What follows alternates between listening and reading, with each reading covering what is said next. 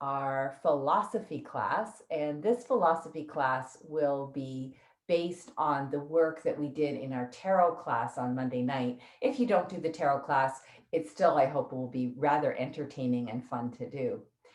The cards that we worked on Sunday night were the Empress card, the Emperor card, and the Hierophant. When I listened to Michelle deliver her material, I was reminded of some stories that included Parvati as the representative of the feminine energy, Shiva, representative of the masculine energy, and Ganesh. And you'll remember maybe Ganesh is the character from yoga philosophy. He's got the elephant head. So I'm going to ask you to come to a standing position, and we're just going to start our program from there. Do a little bit of warming up of the joints. Well, I just reacquaint you with the kind of the backstory of Ganesh, because he's going to be the star of our story today. So just in case you're not familiar with that story, just refresh your memory a little bit. So I'm going to go ahead and be doing the movements. Don't worry about getting, just precise alignment so far. We're just kind of freeing up the joints. So we're going to start with the toes this morning. And you might want to time the movements with your breath. So maybe on the inhale, you fan up your toes. And on the exhale, you gather your toes into the mat. So just kind of warming up through the toes this morning and timing those movements with your breath. These movements aren't really dramatic. They're just small movements. And then rolling onto the outside edge of your feet and the inside edge of your feet. Doing the best you can to keep your knees facing forward as we just kind of warm up through the ankles.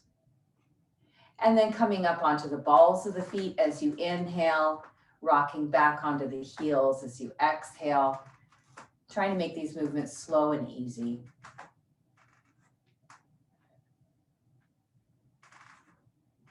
And then rolling the ankle in one direction as you inhale and the other direction as you exhale. Couple more like that. And then straightening the knee as you inhale, bending the knee as you exhale. So we're going to move into the exact same movements on the other leg, exact same breathing pattern. And I'm just going to take a moment to explain a little bit about the backstory about Ganesh. So Ganesh was the creation of the feminine energy, Parvati, because she wanted to be able to take a bath and she wanted to be able to have some company and some security. So she created herself a son. And then come back to standing. We're going to move into hips now. You might want to put your hands on the hips if that helps. As you inhale, take the leg out. Exhale, bring it back. Notice my body staying upright. I'm not throwing myself over to one side. So it's a rather subtle movement. I'm going to move to the other side, do exactly the same thing. So this young boy that she had created was guarding her as she was having her bath. Dad came home, Shiva came home representing the masculine energy, and he was pretty upset to find some strange dude in his wife's bathroom. Let's move with this leg. I'm going to take this leg and I'm going to turn it out in external rotation. Inhale here and exhale, point the knee back into the center. So he got into a fight with the young man. It was epic. What ended up happening is he lopped off the kid's head. Mom got really mad. And she said, "You better make this right, buddy." So he went out and he found an elephant, elephants representing wisdom and great ability to bring things together. And he sewed an elephant head onto the young boy. And now we have the character known as Ganesh in yoga philosophy. Ganesh is often the first deity that's honored in any yogic ceremony as the great unifier, the great remover of obstacles. And it's represented because he has a head that doesn't really match his body, but he rocks it, he makes it work. I'm turning sideways, you're fine the way you are. Last movement for the hips, inhale and exhale. So notice again, the body stays upright as you move the leg back and forth, just warming up the hips here. And then let's move to the other leg. So our character of Ganesh shows up in this story.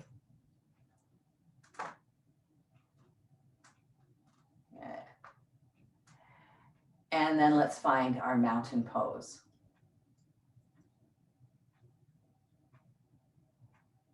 So we're going to take the fingers now, wiggle the fingers, maybe inhale, fan the fingers out, exhale, little bear claws, a couple times there.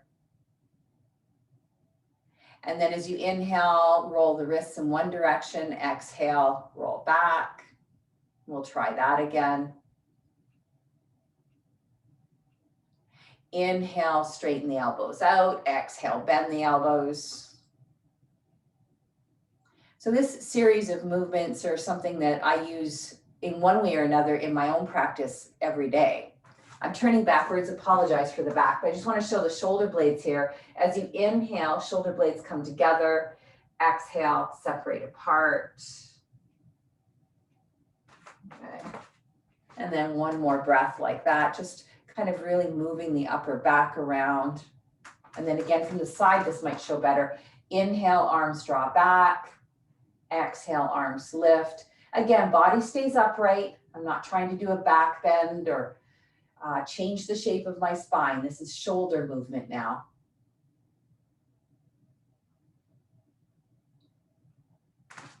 And then last movement for the shoulders, coming to kind of a goalpost position. We'll take an inhale here. Exhale, turn the palms under. And we're going to come into some full body postures in just a moment. I want to make sure that our joints are really prepared to weight bear today and to participate in all the movements required. Let's inhale, lift the arms up. Palms can touch if you want. Exhale, arc to one side. We're coming into a half moon stretch here with the arcing from side to side. The moon is going to feature quite a bit in our story today. So start to maybe contribute or think about the moon energy as we move into this side stretch. So moon energy is associated with feminine energy in a lot of Eastern traditions, including yoga. And our postures this morning begin with this feminine sort of energy. Okay, let's turn to face the mat sideways. So you're turning sideways on your mat.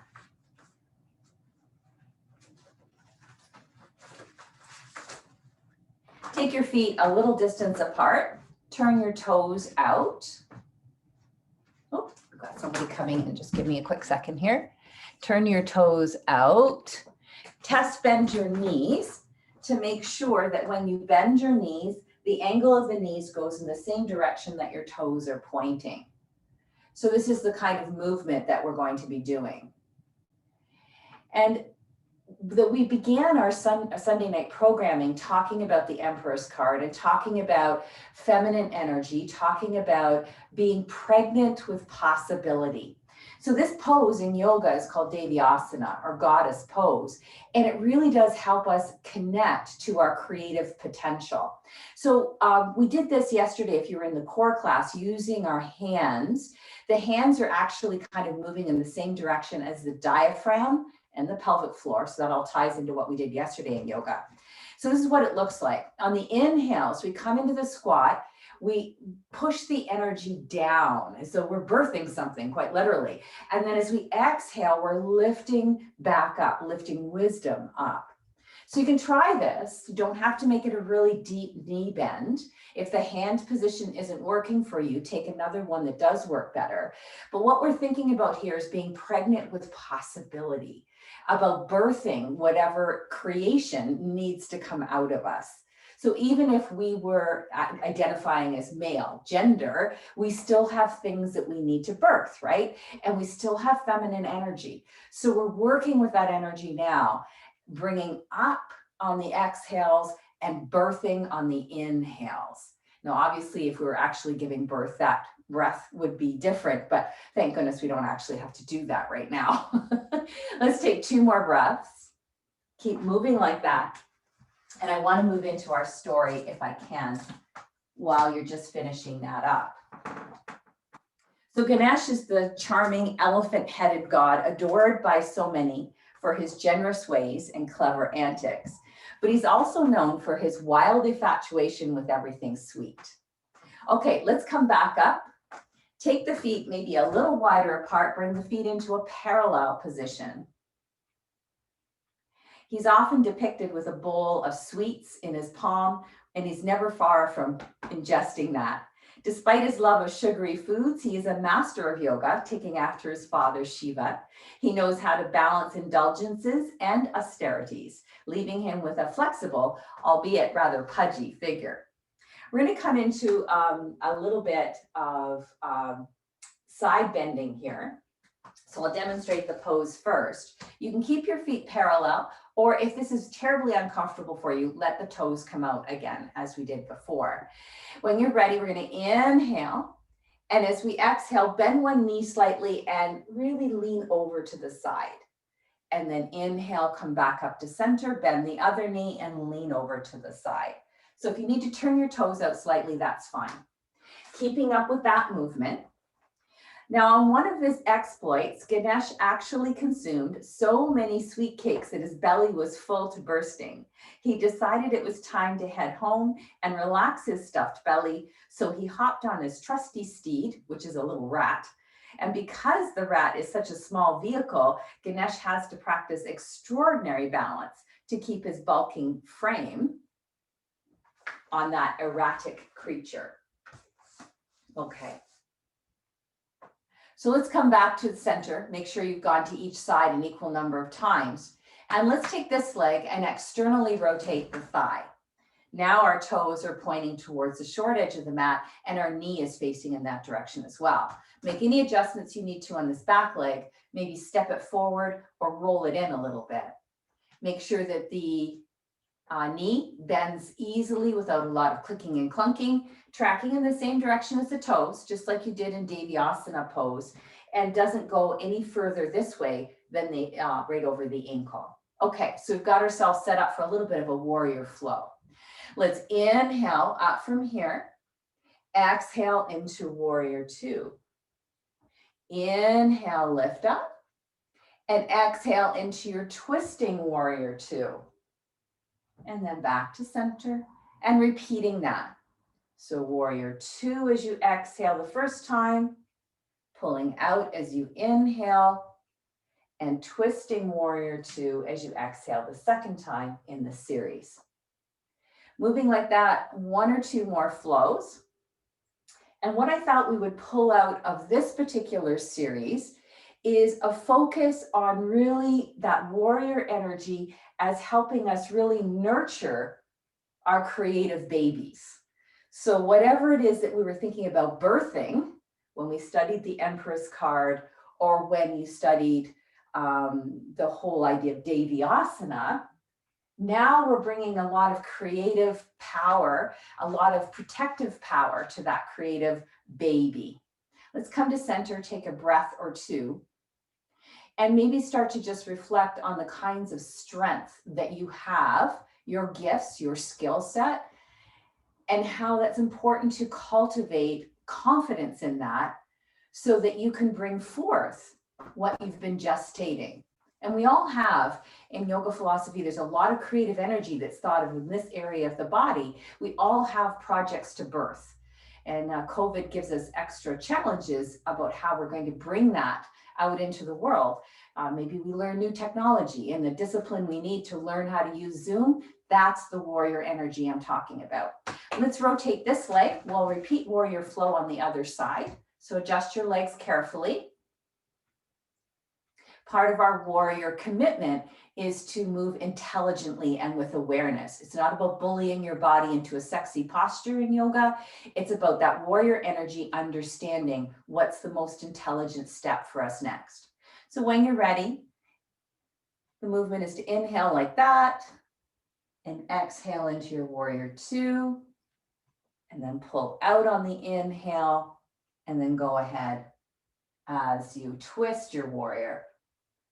So warrior energy in yoga might be equivalent to the Emperor card if you're doing the tarot study, in that the Emperor card, as we learned on Sunday night, has a lot to do with that protective energy, that, guarding of the new creation. So sometimes things are a little bit fragile when they first come out into the world. And so we need to be able to, even though we might be female, identify as a female gender, we need this masculine energy so that we can get our babies out there into the world. This is my last routine here.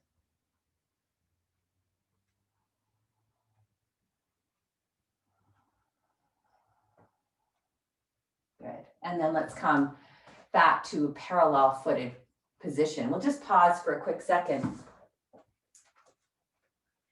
So remember, Ganesh was riding that little rat. He'd had so many sweets. His belly was huge, and he had trouble balancing on the rat, and he fell off. I'm going to tell the story of how he fell off in just a second, but let's work on a little bit of balance ourselves. Because we want to really think about, if we're studying like the masculine and the feminine energy, we really want to try to bring them to balance in our own center. So let's give ourselves a physical balance challenge.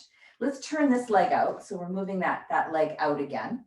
Now you notice I have a chair over there. That could come in very handy. If you don't have a chair or prefer, you can use a block on the ground, about that distance away from you. I've got my legs set up just the same way as they were for our warrior series. And I'm going to come into what looks like warrior 2 at first, but this is going to be like a real fluid kind of movement. This could be our inhale. And then as I exhale, I'm going to kind of bounce up off that back leg and just kind of come back and forth a couple times. Try to do that as gently and with as much sort of confidence as I can. Now you're well warmed up for this movement, having done all of that work in warrior and the joint freeing series. And you can see the shape that I'm moving towards. Maybe if you've done yoga for a while, you're starting to recognize this as I'm coming towards a balancing half moon. And all this talk about moon will make a little bit more sense in a few minutes. So you may decide to hold the shape after a little while. If your hand is on the chair, it could also be on a block or the floor, depending on what happens. Just try to have your hand right underneath your shoulder. That'll make it a little bit easier to find balance. Wherever you've landed in this posture, smile. Remember the equanimity and wisdom of Ganesh, and know that he can help you. The energy of Ganesh can help you bypass a lot of your barriers to balance if we take some of his attributes. Maybe landing back into warrior 2 as gracefully as you can and releasing. Take a moment to process what a lot of movement so far this morning, a lot of ideas floating around, perhaps in your head. So letting everything settle for a moment, connecting back to ground. And then we can try on the other side. So rotating the other leg out. Initially, it's like a warrior 2 stance. If you're using a prop like a chair or a block, you can bring it to this side of the mat. Or just turn around, face the other way. That might be the easiest way to do it. And then inhale into your warrior 2 and start to practice lifting up off that back leg. Ooh, how interesting. And you can just be working right here. And just kind of feeling that sense of balance. Where do you exactly find your peak of balance? Exactly what happens. And then someday if the hand touches down and you go into your warrior or your balancing half moon, then that's wonderful. But really today, this is the area that's most interesting as we try to imitate Ganesh balancing on that little rat with his very big full belly. So that's the area that's really most interesting. And when you're done with that, and land back in warrior 2 as gracefully as you can, turn the feet parallel, and come back to mountain pose. So if you prefer seated mountain for a minute, just to kind of catch your breath, I would understand. You might want to come towards the front of your mat and take a vinyasa as we meet everybody down on our belly into cobra pose. If cobra pose is uncomfortable for you on the ground, you might take the chair, sit in the chair, and lift the chest this way when we talk about cobra pose, and then you don't have to weight bear on your belly. So moving down now onto the belly. Taking a moment to adjust once your belly down, unless you're using the chair option, then of course you're sitting in the chair. Maybe your hands are forward under your forehead, just to kind of give you a little cushion. Or if you're using the chair option, you're just kind of in a seated mountain pose for a second. So the pair, Ganesh sitting upon his rat, was cruising smoothly along when a very long cobra slithered onto their path and frightened the mouse. The mouse darted one way and Ganesh fell the other. When he hit the ground, his overstuffed belly exploded and sweet cakes rained everywhere. This greatly perturbed Ganesh, who was upset not only by the cobra's disruption of his ride, but at the loss of his sweet fullness in the tummy. So let's come into our cobra pose to kind of really find this energy of rising up and startling Ganesh. So if you're on your belly, please bring your hands to beside your rib cage. Gather the shoulder blades up onto your back. And as you inhale, gently press through the arms, lift the chest, open the collarbones, and really shine your radiance forward. And then exhale, lower back down. If you're in the chair, same movement, just hang on to the sides of the chair, lift your chest on the inhales and shine that radiance forward. So it's this sudden movement, this elegant movement, this expansive movement that really scared Ganesh. Moving in and out of this a few more times, taking rests if you need to. So Ganesh walked around collecting all the sweet cakes and stuffed them one by one back into his belly. And then he snatched up the cobra and tied it around his waist to cinch it shut. All the while, the moon, Chandra, was watching this extravaganza and couldn't help exploding into laughter at Ganesh's crazy antics. Indeed, who could resist laughing at the elephant-headed boy stuffing all these cakes back into his belly? Let's take a moment to rest. So whether you've been doing seated cobra or on your belly, taking a moment to rest and digest, bringing your hands forward to support your forehead if that helps you to breathe a little bit better underneath there.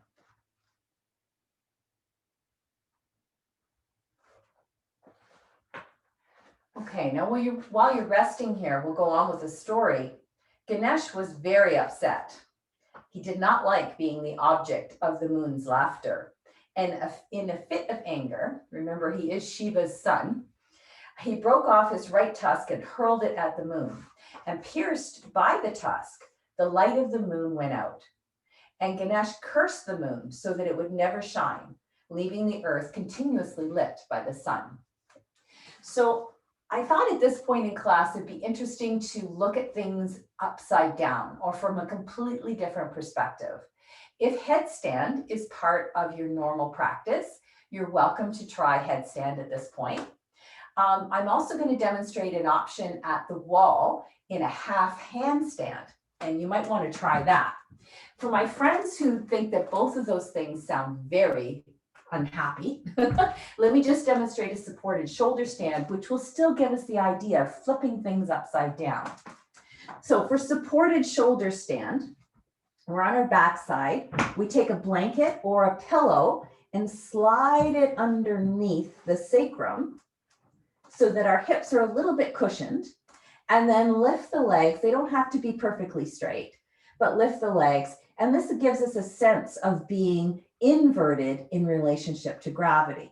So that's one option. You can stay there for a few breaths. Rest when you need to rest. For my friends that might want to try a different kind of inversion and headstand is not in your practice, you might want to try this. So I'm coming onto hands and knees. Bring that a little closer. My feet at the baseboard, my hands directly underneath my shoulders. If you don't have a wall and you don't practice headstand, I would recommend the supported shoulder stand as a good option here. If this is okay though, you have a sturdy wall and you're ready to weight bear on your hands, you can walk your feet up the wall a little tiny bit. Now notice I'm basically doing table pose, but I am in a horizontal position instead of in my normal down on the ground position. So I've completely shifted my perspective and I'm looking at things from a whole new angle. If you're holding this position, make sure you press your hands into the floor, lifting energy up into the center of the body. And the feet are pressing into the wall, nice soft knees here, lifting the hips. So this gives us an opportunity to have a completely different perspective on our normal world. Holding that maybe for a few more breaths, if that works for you. So an inversion of some sort.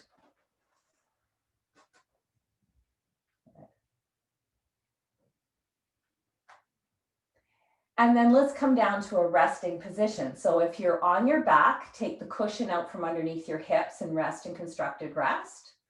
And for my friends that were doing the inverted position, either at the wall or headstand, how about coming back to your mat and finding child's pose?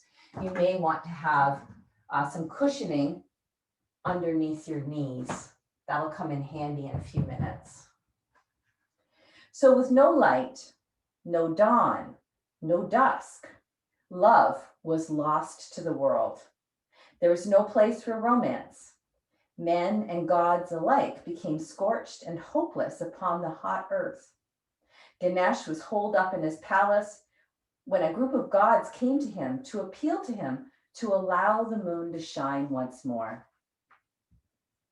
So you can see when we were doing our inverted pose and creating a lot of sunshine, a lot of heat, you wouldn't want to be in that situation all the time where you're always doing very heating things or living with no relief from the sun. So let's honor moon energy by coming into lunge. So this is one option for lunge pose. From your child's pose, come back up into table pose. Inhale, take the leg back, and exhale, step the foot forward, finding lunge. Now for my friends who don't care to weight bear on the knee, this is where the chair can come in quite handy. Your table pose can look like this, and then you can do the same sort of thing and adjust into lunge here. So it really doesn't matter which lunge version you choose.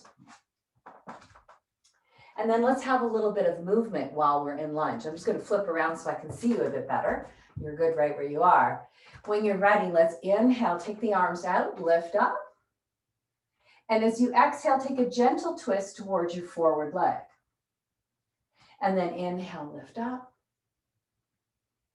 And then exhale, a gentle twist. Moving through that a couple more times, thinking about the beauty of the moon as you come into that crescent lunge, honoring the energy of the crescent moon. And if you're using a chair, one hand can stay on the chair. I would suggest this hand would stay on the chair while you kind of keep moving this hand into the twist. When you're ready, let's come back into the table pose. Take an inhale in the table pose, exhale, take a child's pose. If you're using the chair, you can either sit or you can take a down dog. Take a few breaths. So Ganesh was very flattered by the appeals. And he said, okay, I'll have a compromise with you. He would let the moon shine, but it would be required to wax and wane, shining its full potential only once every 4 weeks. So let's come into lunge on the other side. From your table pose, the other leg steps forward. Inhale and exhale.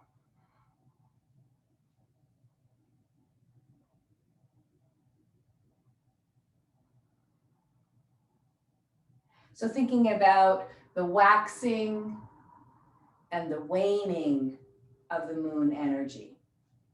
And it's in this movement, in this flow between the masculine and the feminine, the full shine and the retreat, that we find the balance, or we find true equanimity. One more breath. And then let's take our child's pose. or if we're using the chair, our down dog, or perhaps just seated mountain pose. Ganesh decided this would be a permanent lesson for the moon, so would remember never to laugh at him again. And as for Ganesh, he always carries the broken tusk that signifies his momentary rage at having lost its balance.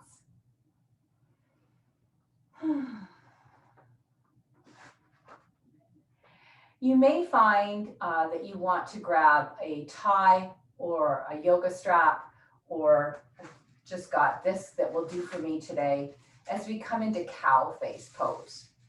So I wanted to talk about cow face pose as a way to achieve that integration.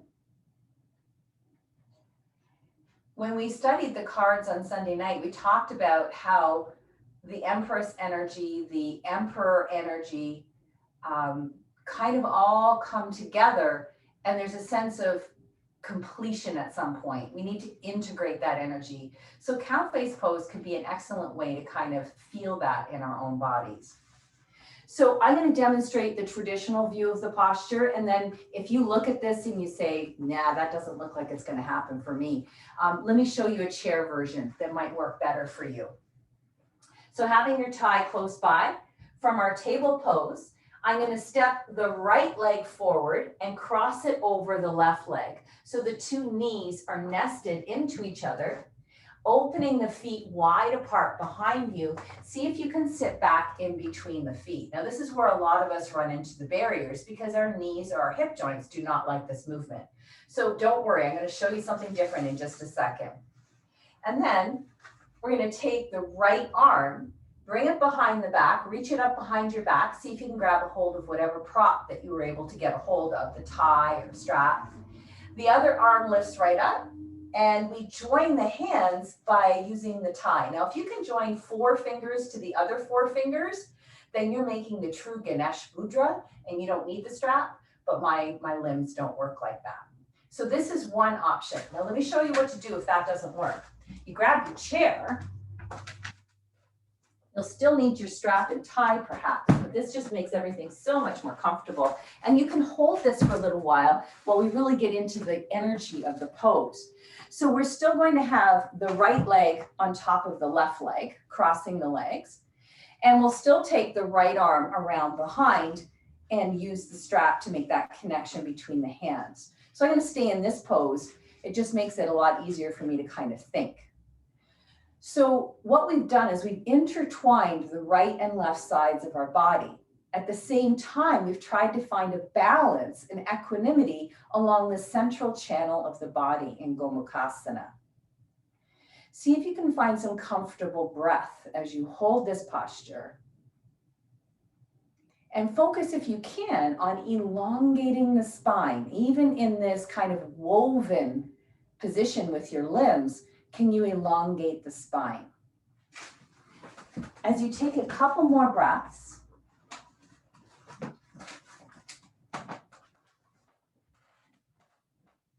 so the energy of the cards we studied on Sunday night represent, completion, integration, the embodiment of these ideals. Let's release the pose. Come back to either child's pose. You can be kneeling if that works for your knees, so just thunderbolt pose, or if you're using the chair, just seated mountain pose works really good. We just want a neutral place to rest for a moment. So it's fine to have all this creative ideas, all this energy, all this excitement about a new project, but you need to have that warrior energy to really discipline yourself, to bring that, to guard the energy, to gather the resources you need to birth the project. But then at some point, you actually have to finish it. You actually have to present it to court or something like that. So our Gomukhasana today is about integrating and completing and kind of presenting whatever it is that we've just stated. And this is something that goes on all the time. If you leave this class this morning, go make breakfast, you've done the project, you've done this. You have an idea what you want to make for breakfast, you bring your skills to bear, and then you eat the breakfast. So you're doing it just making your breakfast this morning. But then there might be really big projects that you have cooking right now. And maybe some of this kind of working through the energy will help get you through blockages in some big projects. We're going to take that left leg on top of the right leg. So if you're on your knees, you just slide the left leg forward and nest the right knee in behind. And then move your arms into position. And think about how you're weaving the right and left sides of your body together, integrating the masculine and feminine energy in the body into one harmonious loop. It's important to use the props like the chair or the tie so that you can hold this position for a few more breaths in really complete comfort. I'm not trying to get us into any big, huge flexibility exercise today. This is a more of an energetic class in terms of subtle body energy. And when we're really gross and pushy and bossy, we miss out on the subtleties. So let's be more subtle. Let's be more mindful. Find a comfortable orientation for the physical body so we can deal with some of these more esoteric ideas. Taking a couple more breaths.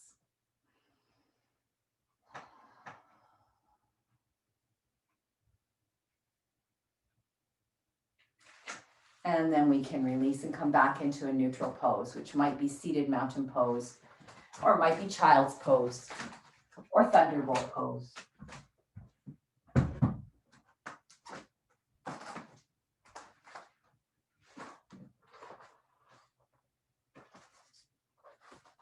Okay. So one of the greatest lessons the yogi can learn is that everything we experience has an internal source of energy, as do the sun and the moon. Within our bodies, the sun and moon occupy opposing halves. The moon applies to the left side of the body, and the sun energy or masculine energy applies to the right side of the body. So let's do an asymmetrical forward fold now, head to knee pose, to kind of help us experience the differences on the two sides of our bodies. So we'll start by taking the legs out front. Now, if you find forward folds a little bit challenging, as I do from time to time, you may want a fold or two of blanket underneath your tushy. It can make it a lot more comfortable. So hooking the edges of your sitting bones right over the fold of the blanket so that your back has a nice natural curve in it to start with. Take your legs out front. And let's take one knee, bend the knee, and notice I did not use my arms to pull on the leg. I let the leg tell me what it wanted to do today, and drop the knee out to the side.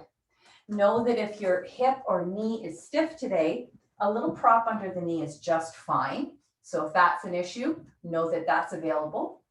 If you know forward folds are going to be a real challenge for you today, maybe you take that blanket or pillow and you put it underneath the straight leg. So there's a couple different ways to approach this, depending on what your body needs. We're going to be in this pose for a few breaths, so make sure you use the props to give you some space to think. Inhale, elongate the spine, and exhale, gently fold towards the front leg. There's no need to pull on your foot or force yourself into an extreme forward fold. Just find some ease here. So in other words, don't go to 100% effort. And the reason I wanted to visit this pose is to really give us a sense of what it's like to be in an asymmetrical position where you're emphasizing one side of the body more than the other. So in your forward fold, do you notice that you feel more sensation on one side of your body as opposed to the other side of the body? Is it the right or is it the left? And what sorts of information or sensation presents to you to help you understand where you're blocking energy in that side of the body? If you feel a place that's really tight, really resistant, I wonder if that's telling you that you're blocking energy in that place. And if it's on the right or on the left, it could give you a sense of maybe, is it the Empress card or the Emperor card? Or is it Shiva or is it Parvati that we need to think more about? And then when you're ready, slowly walking your hands back up the mat, bringing the knee up to center and stretching both legs out again. Taking a moment in symmetry When our body is in a symmetrical pose, like staff pose is symmetrical, then we have opportunity for both sides of energy, the sun and the moon, to be able to flow equally. But rarely do we experience that exactly, right? Let's try the other side. Let's see what information comes up. So remember to use props intelligently, either underneath the bent knee or underneath the straight leg. Inhale, sit up nice and tall. Exhale, fold forward into your head to knee pose. So there are two main energy channels that we think about in yoga. There's possibly over 100,000 of these energy channels in our bodies. But the ones that are of interest to us today are the one that represents the moon energy, which is Ida, and the one that represents the masculine energy, which is Pingala. And these two energy channels weave through the spine, up and down, from the bottom of your spine at the tailbone all the way to the middle of your forehead. So can you elongate that channel right now in your pose so that we're giving a gentle elongation to both of these energy lines in the body? And as the energy lines weave and cross each other, so the masculine and feminine energy dance all the way up your spine, is it possible that we could bring ourselves into a greater sense of integration, even though we're doing an asymmetrical posture? Ideally, we strive to seek a balance between both sources of light, the moon as much as the sun, and learning to wield both types of energy as we progress along our path to true balance, which can be also called enlightenment.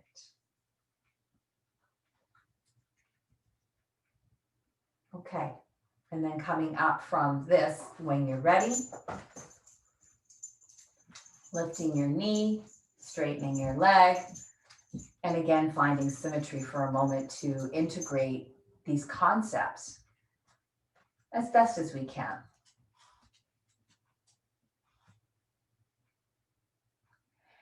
The next posture is tortoise pose. So let's bring the soles of the feet together, bend our knees a little bit. You can still be up on the blanket underneath your tushy. That might be very helpful for us. You don't have to bring the feet really close into the groin. Tortoise pose is a more open-legged posture. Again, supporting underneath the knees is fine with blankets or pillows if that makes this more comfortable for you. And again, this is a little bit of an inward focus on this posture. It's a reflective posture. So you can do this dynamically, or you can hold, or you can do a combination. Inhale, elongate the spine, and exhale, forward fold over the legs. And again, you can continue this movement. And if you're really stiff this morning, moving might be a better option. If you feel that you have the ability, you can take your arms, slide them underneath the calves, bring the hands to the tops of the feet, and create a tortoise shell shape with your spine. So it's like going inward. So moving or holding, doesn't really matter. Working with your tortoise pose.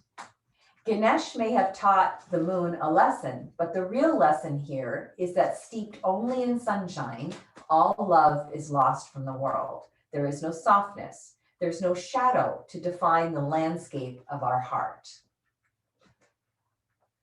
So in all of our outward focus, in all of our trying to achieve, we must have this gestation period. We must have this period of rest after creation. So that's the moon energy. Take a couple more breaths in tortoise pose.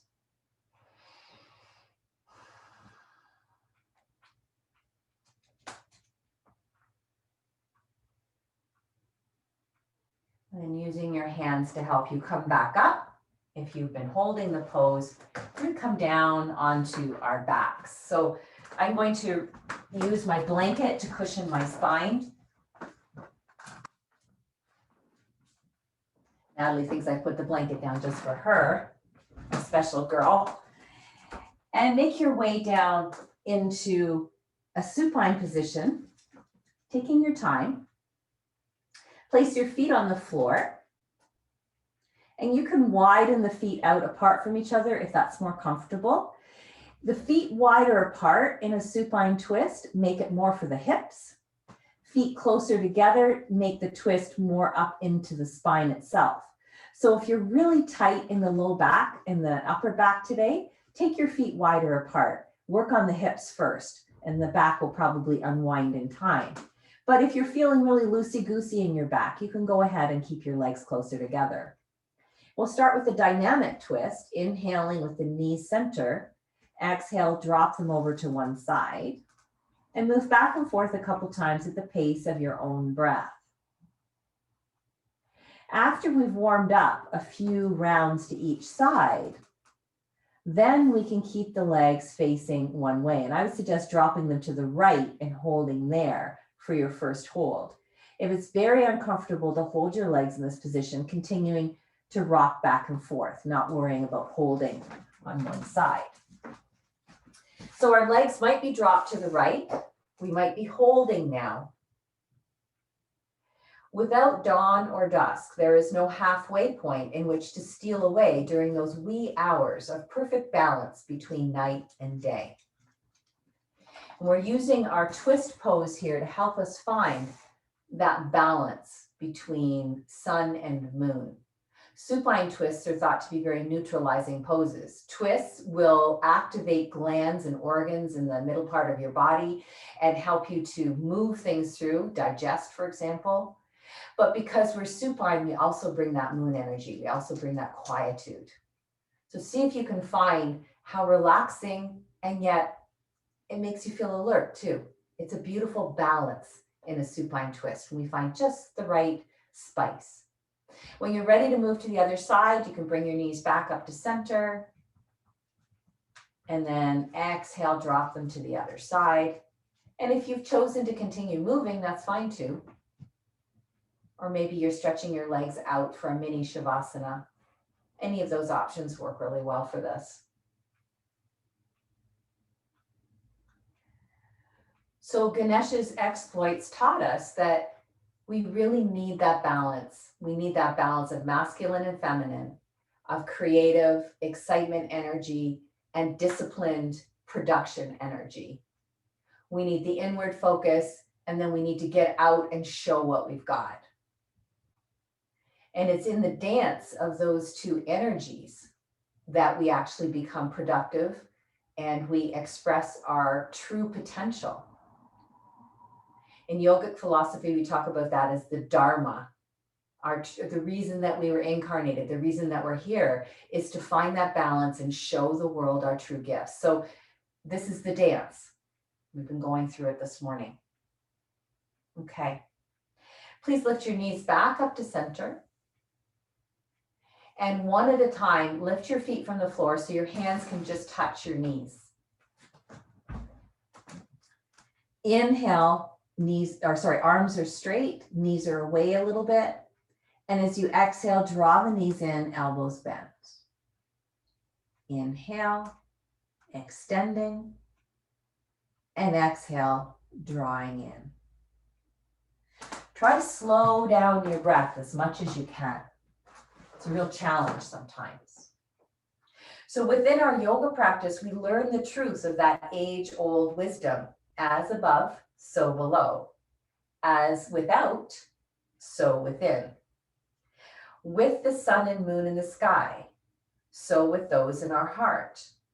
And we seek to find as much joy in the shadow and lunar places of our existence as we do in the bright and shiny solar places in our lives. Taking a couple more breaths in this needed chest variation.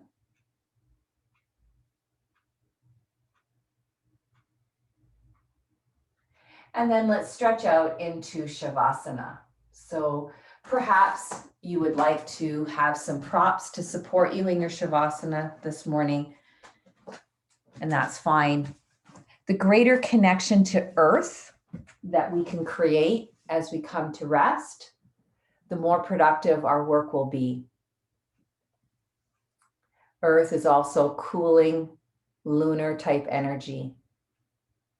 And after the level of activity we've enjoyed together today, I think that's a nice balance. That's what we're always talking about, is that balance, that dance. So settling into a few quiet moments here. If lying on your back doesn't work, you can always lie on your belly or on your side.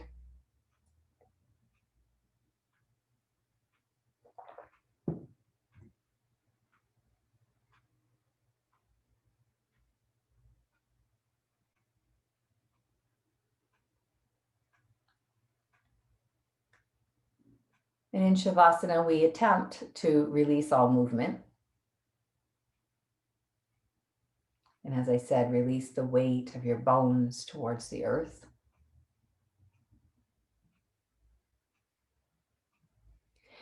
And release the story of Ganesh and the moon, the stories that we tell ourselves as we get up in the morning. And if you are working with any of the tarot keys, release all of that. Soften through the whole body and brain.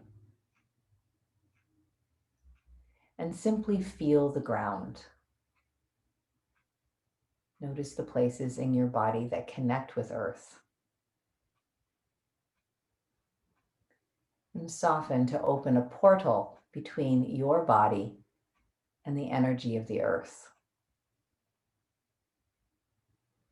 Maybe the backs of your heels or calves, the backs of your thighs or buttocks. Can relax just a little bit more to allow the grounding of the earth to come into your body. Feeling the parts of your spine that connect to the ground, the right shoulder blade, the left shoulder blade, the backs of the arms and hands, the back of your head. Let all of that soften if you can, so you can become more of the earth.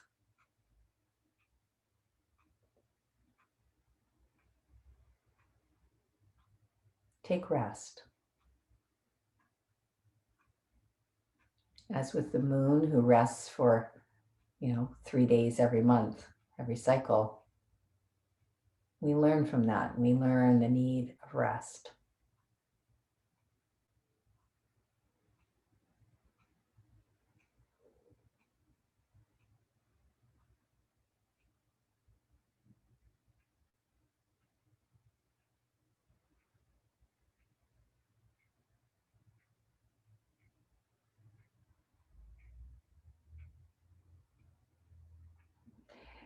And notice the stories, the activation that tries to weave itself into your consciousness.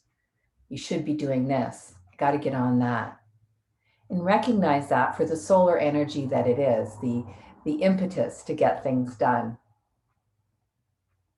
But know that we need to have that lunar energy. You need to have the softness, the quiet, the darkness, or there'd be no love.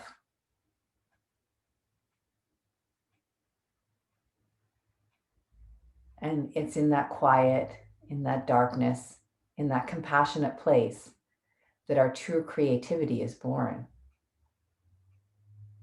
And it gestates. So take some rest.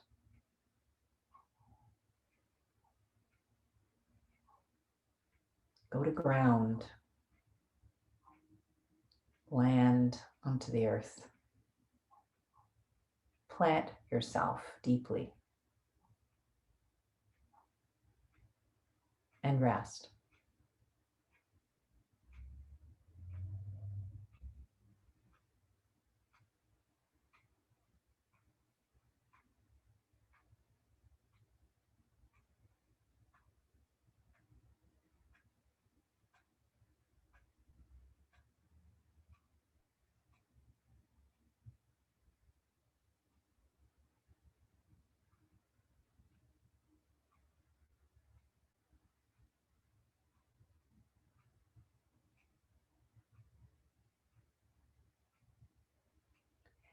If you're finding this rest time particularly productive, please stay exactly where you are.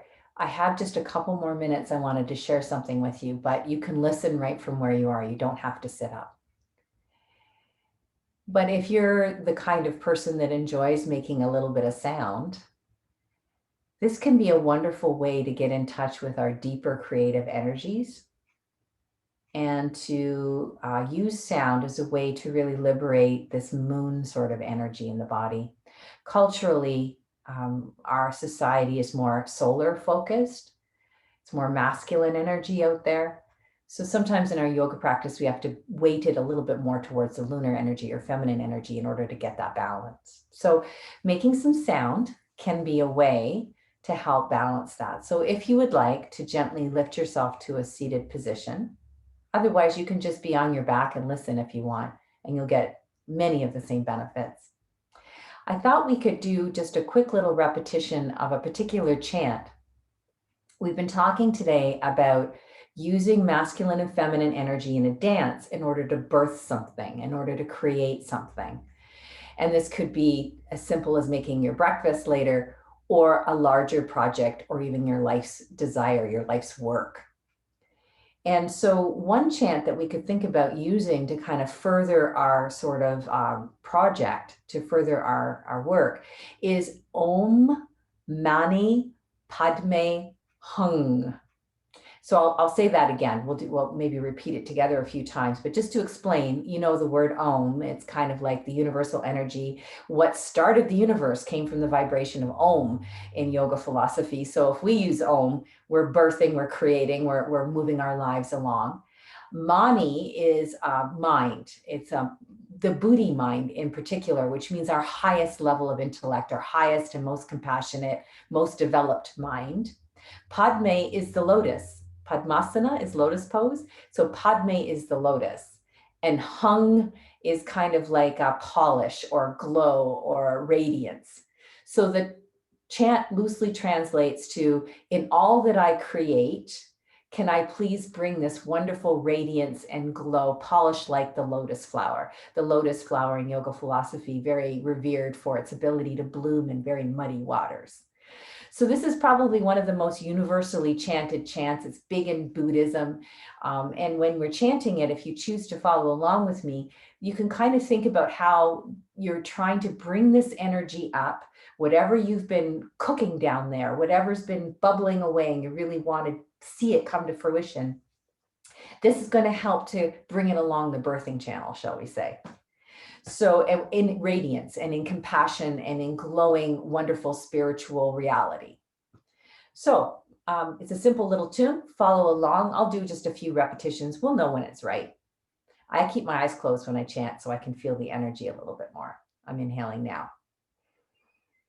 Om Mani Padme Hum.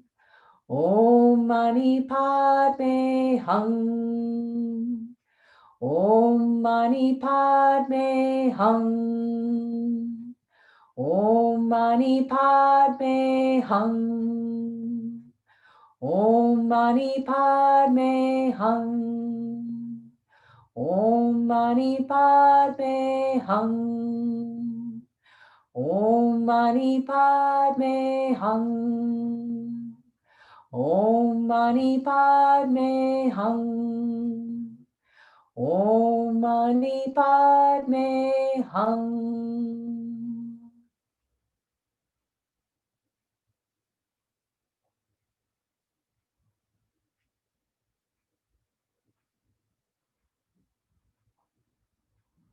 And just take a moment to breathe softly in and out through the nose. We can all join each other in a seated position now.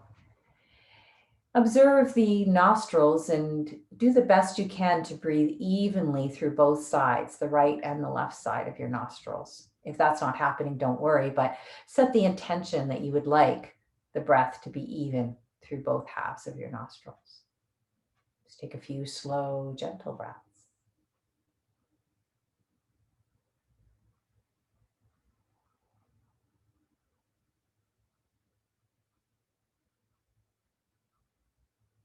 And then to honor the center of it all, you can bring your hands together at the heart, joining right and left, joining sun and moon, right at the heart. Thank you so much for playing with me today. Namaste. And I'd love to talk and see how everyone's doing. So just give me a chance to stop the